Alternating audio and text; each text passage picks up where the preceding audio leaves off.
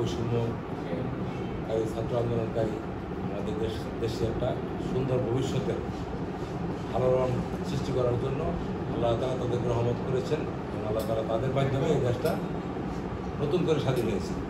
পাশাপাশি দুঃখিত আবু সাইদ ভাই সহ আমাদের এই আন্দোলনে যারা মৃত্যুবরণ করেছেন সবাই আমি আপনার মাত্রা কামনা করি।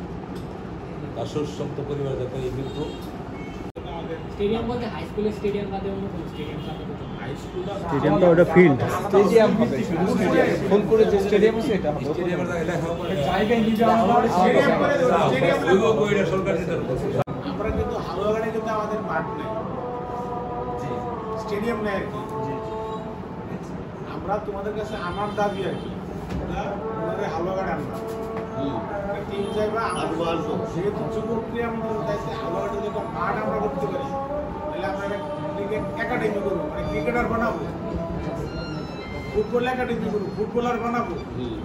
বুঝছি এর জন্য ছোট মাঠ লাগে, স্টেডিয়াম লাগে, ফুলপুরে আছে কিন্তু আমাদের হালুয়াগাড়ি নেই।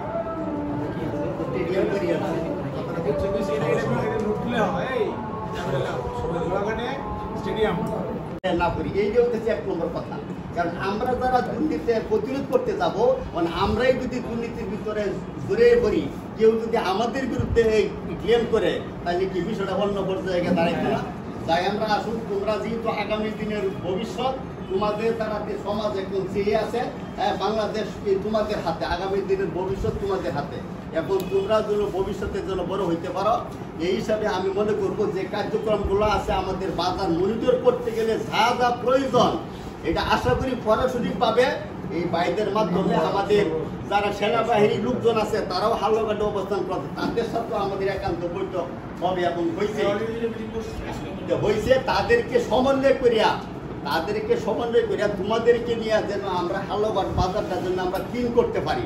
এটা একদিনে হবে না, তবে আস্তে আস্তে তোমাদের ব্যবসায়ীদের মন তোমাদের জয় করতে হবে। কারোর সাথে কোনো খারাপ ব্যবহার করে না, ভদ্রভাবে যে আমরা বৈষম্য বিরোধী ছাত্র আন্দোলন, আমরাই দেশের ভবিষ্যৎ এবং আমরাই দেশের ভবিষ্যৎ আমরা আনছি, এই কথা ঠিক না? তাইলে আমাদের দিকে যেহেতু জাতি যেহেতু আছে, আমরা কোনো অবস্থাতে খারাপ কাজটা আমরা করতাম না। তবে আস্তে আস্তে কোনো মানুষের মানে মন যেতে না খারাপ হয়, আমরা যেন দুর্নীতির ভিতরে না, সততার ভিতরে যখন আমরা কাজটি করব সেই কাজের ভিতরে আল্লাহ রাজি থাকবো। হ্যাঁ, শত মানুষের চেষ্টা করিয়াও কিন্তু রাজনৈতিক দলের চেষ্টা করে সরকারকে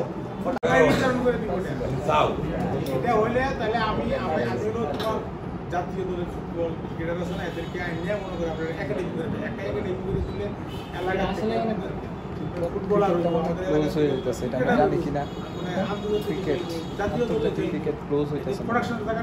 বাংলাদেশে এক নম্বর তো এটা আসলে এক নম্বর এটা আমার দাবি।